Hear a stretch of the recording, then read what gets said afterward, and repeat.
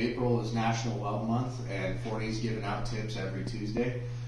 Today we're doing a tip about some TIG cleanliness. So most people know that to get good quality welds you need to keep clean material, and this is especially true with TIG.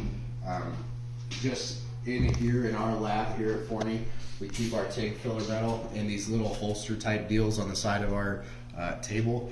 But what happens is the more often that our lab gets used and these TIG filler pieces are actually out exposed to stuff, we start to get coated with all of this junk.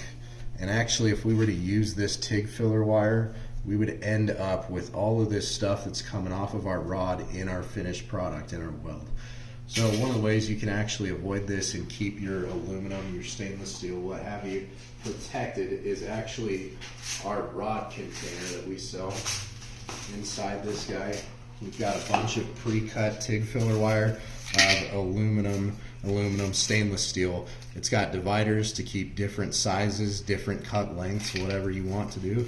And this stuff has been in a really dusty environment, but since we got this nice little O-ring on here, it keeps our TIG filler nice and clean, and it's a nice quick way to make sure that you're not getting any cross-contamination or dust that'll end up in your final product.